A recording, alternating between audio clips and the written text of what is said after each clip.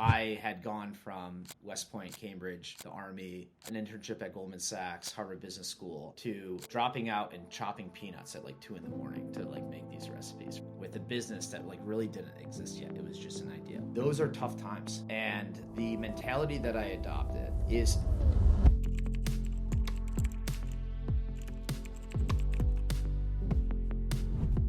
in life, we all have different types of callings, and a big part of it is figuring out the value you can add to society. What is the role that you want to play in this day and age in order to make the world a better place? Sometimes it's through service, sometimes it's through creation, and in this case, you have an alignment of both. I'm very fortunate to have made a new friend and someone who is looking to make the world a bit of a healthier place in his own kind of way. And today we're going to welcome the CEO of a company called Over Easy, a delicious breakfast bar, a snack, a meal that helps you get through the day, start your day, and has all the different types of flavors that you could want when you're going about your healthy lifestyle. And so Kyle's story is fantastic. I'm very excited to introduce the father, executive, founder, former military man, and just a student in general of life and wanting more from what life has to offer. Please welcome none other than the CEO of Over Easy, Mr. Kyle Maggard. How are you today, sir? Hey, Jonathan, I'm doing great. Thanks for having me. Hey, man, it's a pleasure. I got to say, I'm a fan of the product. I have picked it up myself, and I tried the different flavors. It's definitely helped me either start my day or at the end of the day when I want a snack after dinner. It's been on point, man. So I got to say, awesome job on the product. Thank you. It's certainly a lot of hours went into it. So I'm glad you're liking it. So let's actually kind of start there. What do you mean a lot of hours went into it? So I created the recipes myself, and I love to cook. And I went on Pinterest and food blogs for inspiration for the product. But I went to Whole Foods to get all of our ingredients. And it took me about 15 months to create the recipe myself. I was a new father at the time. I was a full-time student in business school. And, every single night I'd come home from class, spend some time with my son, and then just log the hours in my kitchen trying every different recipe to make something that was delicious, first and foremost, delicious, but very clean, simple ingredients, something that a bar that you would want to make yourself if you had the time. We just wanted to make it easy for you. Where did the motivation to even come up with a product like this come from? So I guess I got to take you back to how I got into it. I was, like you said, I was in the Army. I was in the military. I did my undergrad at West Point, served 6 years active duty in the Army, and then I went to business school because I knew I wanted to be an entrepreneur. And I spent the first 6 months out of the military transitioning into business school. My oldest son, who's now 5, was born that summer. This is summer of 2018. And I really focused every day on figuring out what company I wanted to start. And I looked at it through the lens of what problem do I want to solve? So you talked about it in the intro, this commitment to service, something obviously everybody in the military has. It didn't stop there for me, right? I just wanted to, find a way to continue to, serve my country, make the world a better place, solve a problem through entrepreneurship. And so I was kind of going through what big problem am I passionate about? What problems am I facing in my own life as well that millions of other people might be facing? And I really got hooked on the broken food industry, and that America faces this health crisis, and despite every invention, every advancement in technology, advancement in medicine, every year Americans get a little fatter and sicker. And it's because we are what we eat. And millions of people every day start their day with a donut or a muffin or a toaster strudel. And I'm a big believer in that. In order to live a healthy life, it starts with a healthy morning every single day. And that was something that I internalized when I was in the military. I was an athlete before I was in the Army. Obviously caring about what I was putting in my body because it was affecting my performance. And I looked around and I analyzed the breakfast category in particular and realized that what people are starting their day with is just not good enough, right? It's very difficult to be a healthy person when you're eating a Pop-Tart or a muffin or a toaster strudel or mini muffins, every single morning. And so what I wanted to give people was the convenience of like of a bar, but with the nutrition of a bowl of oatmeal. And so that was the mindset that I went into creating the product with.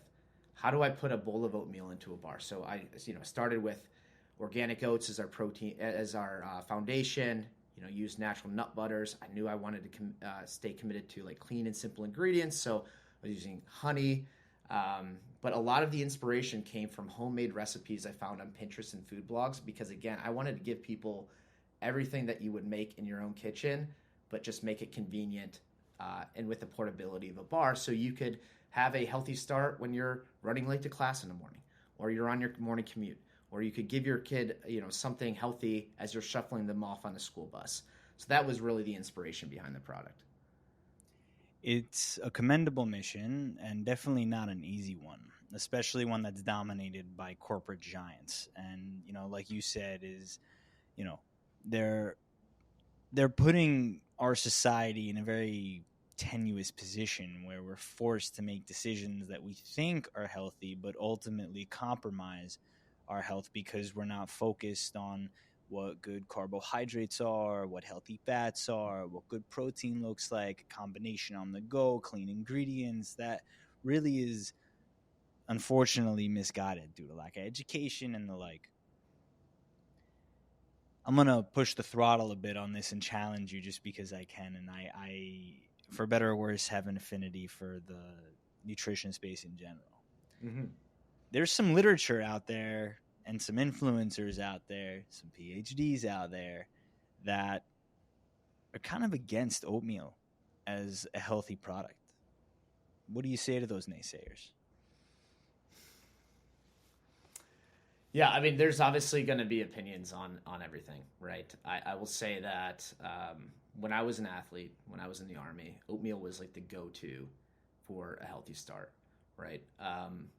Because oatmeal is a complex carb. Oats are a complex carb. It takes your body a long time to break them down. They're obviously, if you have oats that are quick oats that are already broken down before your body ingests them, that can lead to a spike in your blood sugar.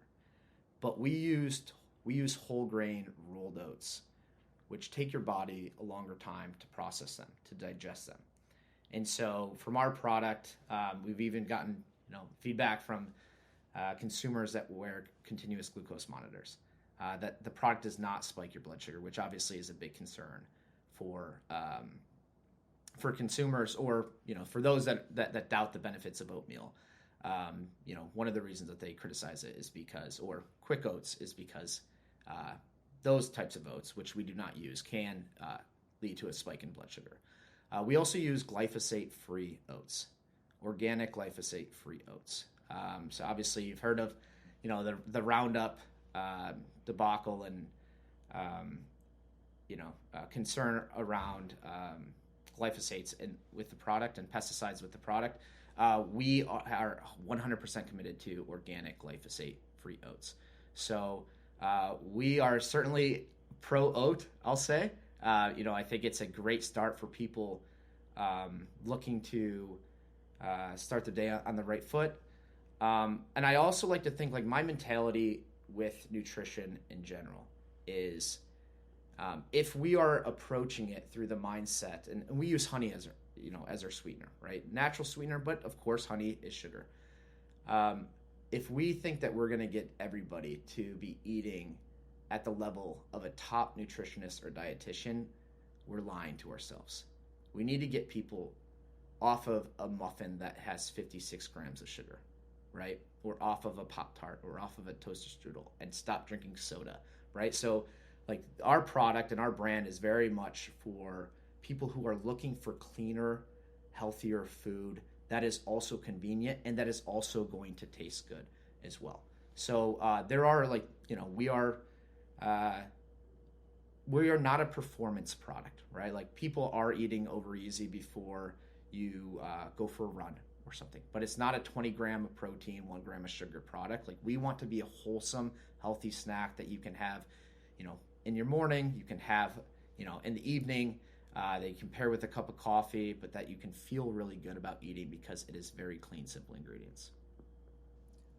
I will go on record saying I am an oatmeal guy. I am not shy about that, which is a big part of the alignment here. I mean, this product in particular, relative to a bowl of oatmeal, the calories across the board and all the different flavors are between 220, 230 calories, protein from 8 to 10 grams, 7 to 10 grams, carbs don't really go higher than 27 grams, and no cholesterol. Fats are right in that healthy range of 10 to 12 grams. So from a macronutrient perspective, and the fiber also, the intake is 6 to 8 grams.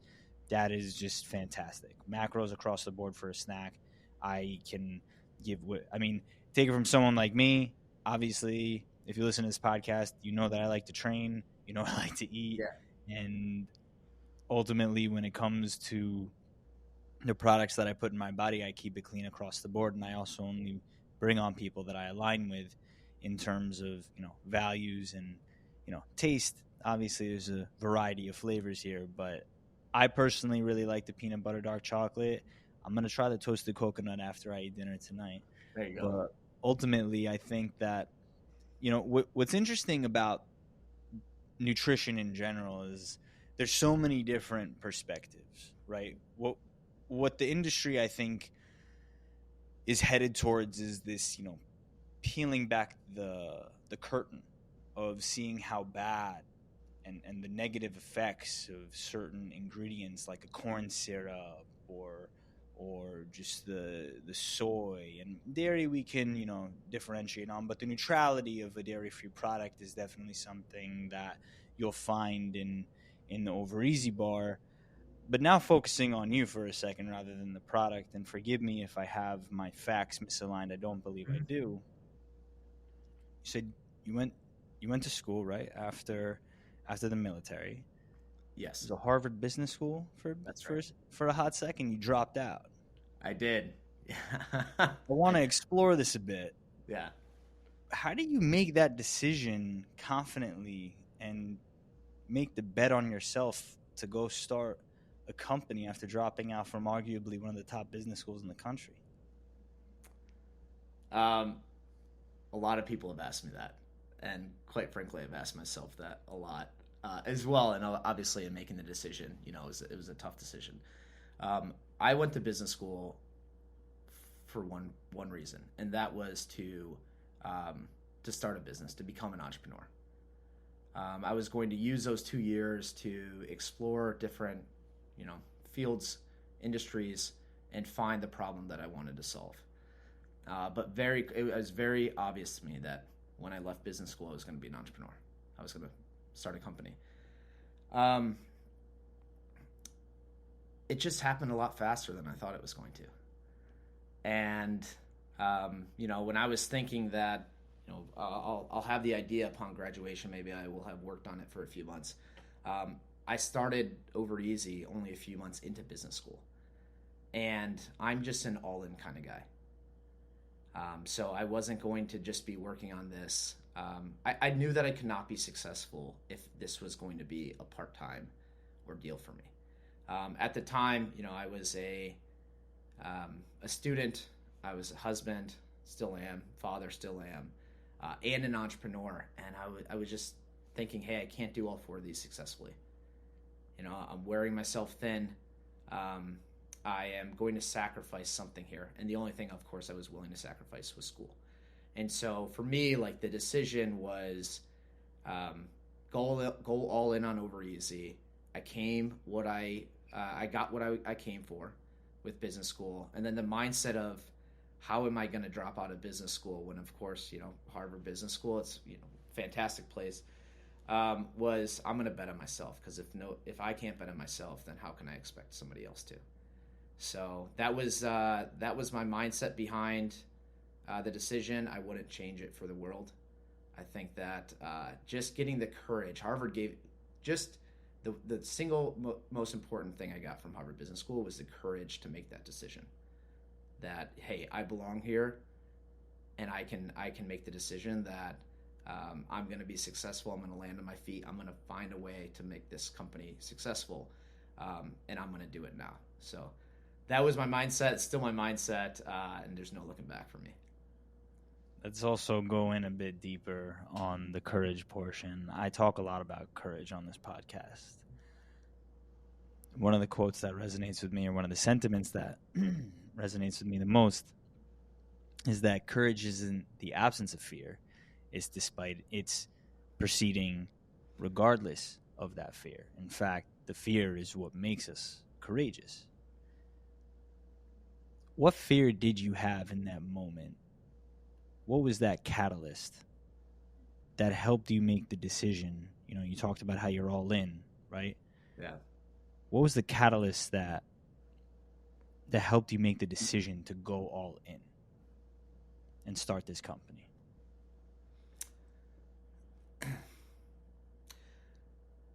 I was picturing what my life would be like if I didn't, and how unhappy I would be. So before business school, I had an amazing opportunity to do an internship at Goldman Sachs.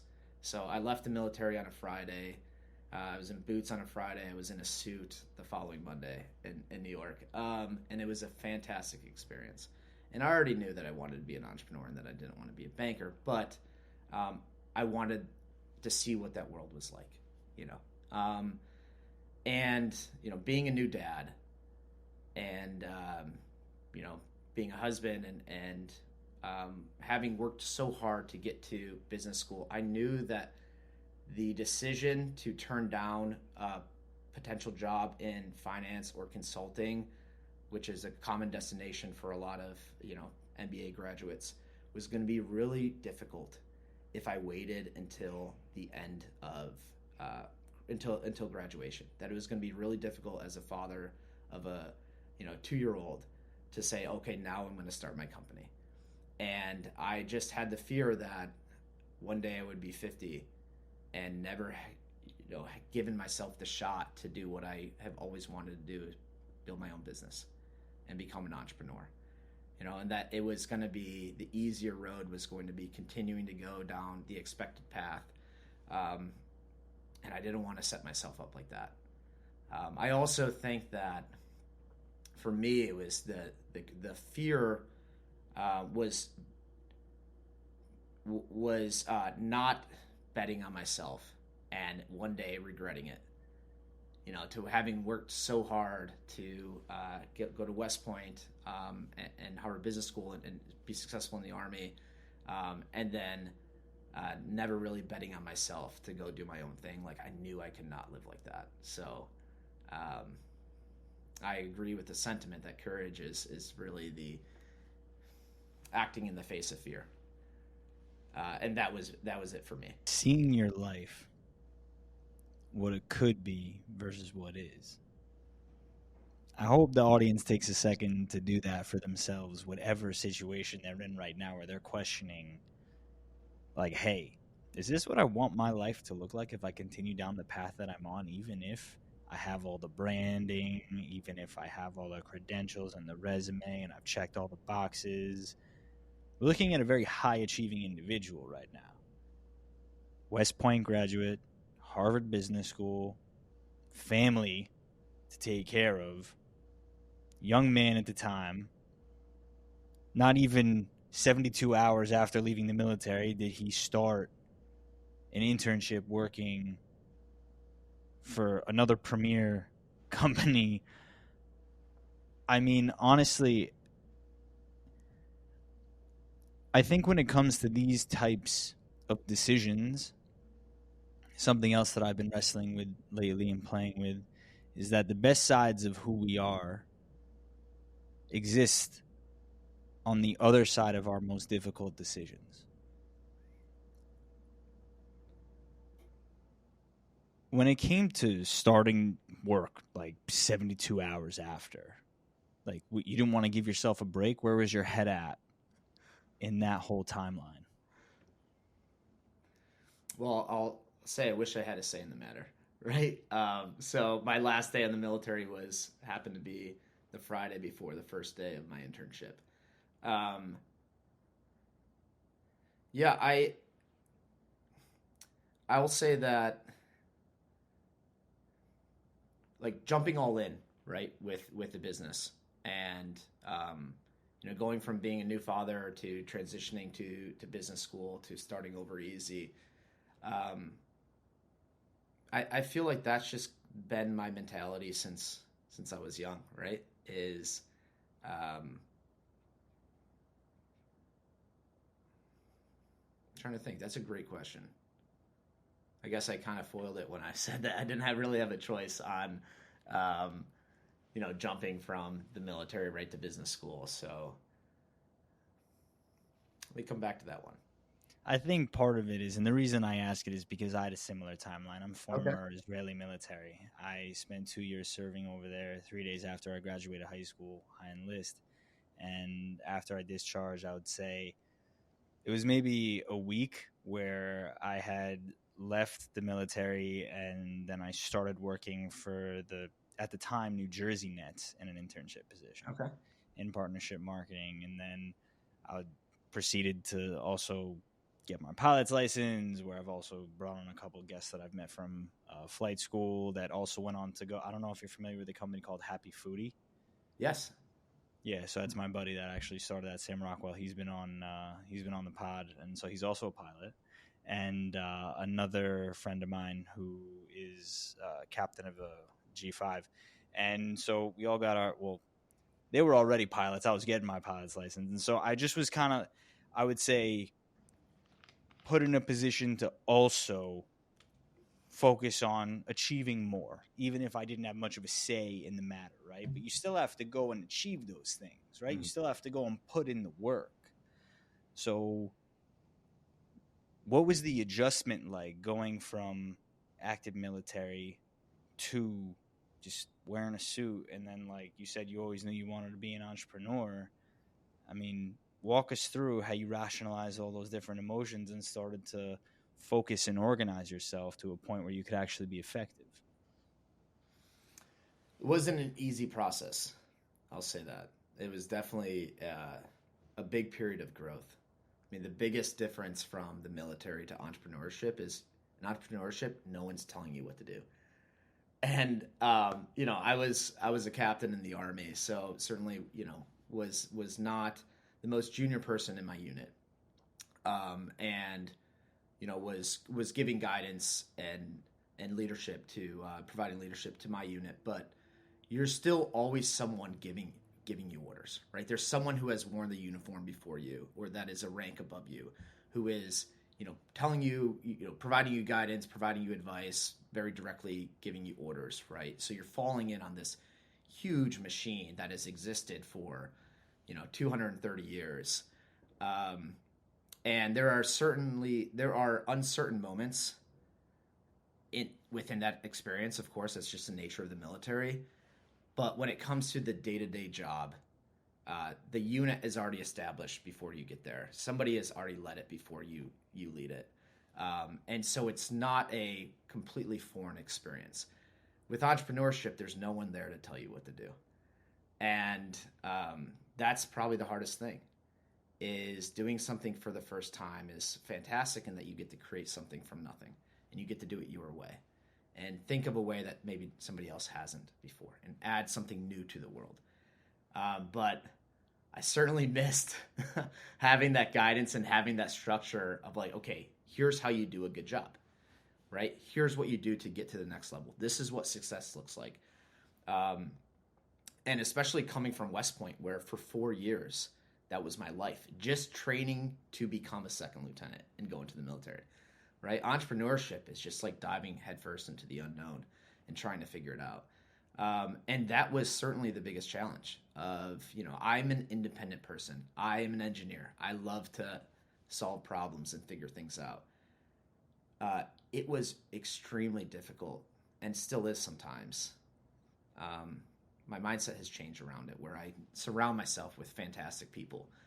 But it is very difficult to be on your own and not have that direction when it was just so core to who I was and so core to the life I lived in the military to now, okay, here you are, Kyle. You're starting this company. I was a solo founder.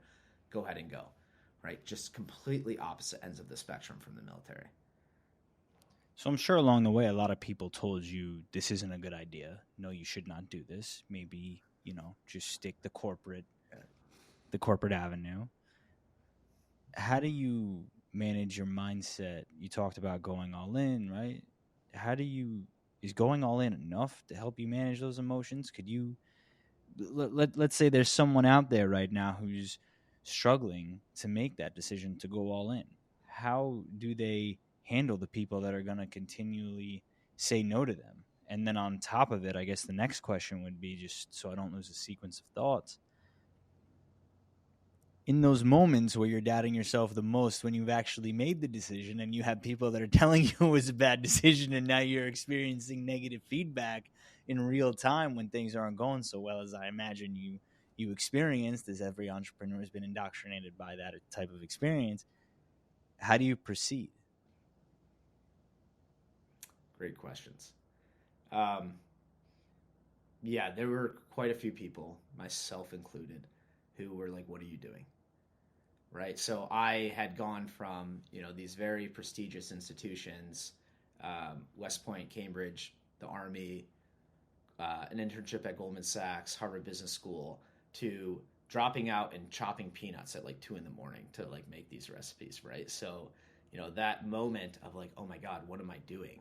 Right. Where it was just so foreign to me that I was on my own and I was, just creating recipes in my kitchen with a business that like really didn't exist yet. It was just an idea. Those are tough times.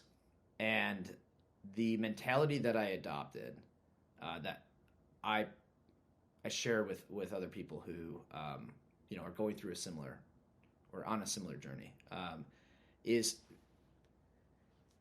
you can only have the high moments when you have low moments as well, right? And I think of this journey as a roller coaster. You can only get to the top when you have enough momentum coming up from the bottom.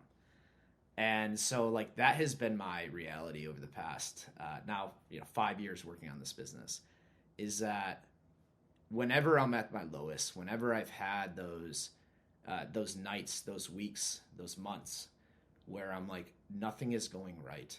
What am I doing? What am I doing wrong? How can I not solve this problem? I don't quit. I don't get off the roller coaster. And I know that sooner or later, I'm going to hit a peak. There's going to be a moment that makes it all worth it.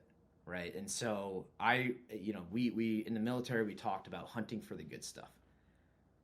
Right. You have to look for the good moments, look for those moments that of encouragement, to celebrate, to not like be so enclosed about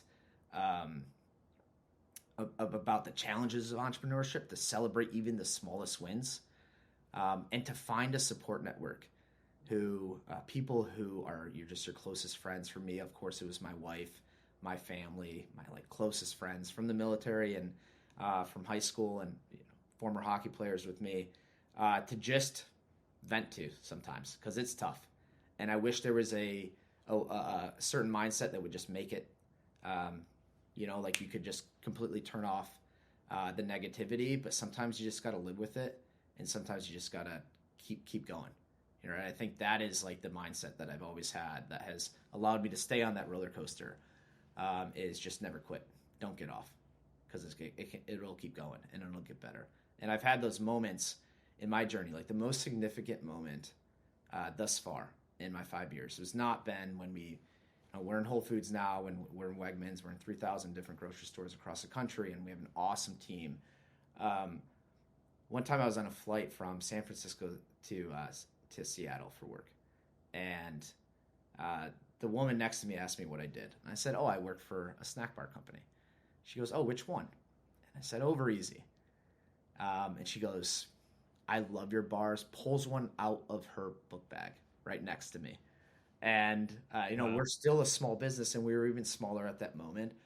And I had been, through so many tough times, like just getting the product out of my kitchen to a commercial kitchen to a contract manufacturer. And that one moment of that woman saying, hey, I love your product, my kids love it, my husband loves it, was worth it to me, right? It was like, wow, that's the good stuff, right? So it makes like those valleys that much easier because the peak is coming. So that's been my mindset. That's what I try to share with other people.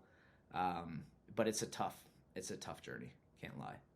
That's one of those divine moments I feel like every entrepreneur deserves, but not necessarily gets to experience because they don't stick with it long enough. Yeah. As we round this thing out, there's a question that I pose to all my guests that I'm not going to pose to you. If the future version of yourself from 10 years from now, assuming he's in that ideal spot, were to fly in and offer you some advice in order to get there, what do you think he would say to you? Enjoy the journey. Enjoy the journey. I think it is easy, and I fall into this trap a lot, to be so focused on the destination, to be so focused on creating a brand that is a household brand, right? That hundreds of millions of people enjoy every day or every week. That I have that vision in my head of what Over Easy is going to be 10 years from now. That sometimes it's easy to miss. As soon as right after I say, "Hey, hunt the good stuff," it's sometimes easy to gloss over the journey, right? And I'm lucky in that I have 3 beautiful children, and a beautiful wife. And so when I get home, like, it's really hard to not enjoy the moments, right? Because, when a 5-year-old and a 2-year-old are trying to wrestle you every night, right? You just, that's all you think about. But that is what I have to continuously tell myself is enjoy the journey. And you have to, in order to, to start something from nothing, you have to start at zero.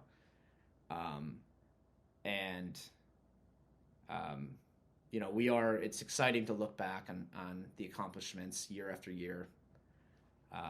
But in the moment, it is really difficult at times to really enjoy every day, every month of building a business, especially when we're really small. As we grow and as our team grows and as distribution grows, it's a little easier, right? Because we're becoming a little bit more well-known and the wins are coming more frequently than they did in the first 2 years.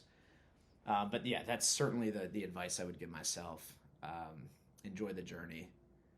Of course, focus on the destination. You have to have some strategic vision, but enjoy the journey. Because the journey for me it's more than just building a business. It's being a father. It's being a husband, right? It's living my life, right? Growing as an individual, enjoying the moments that I have together with my family, with my team, with my friends. Because it just won't happen again.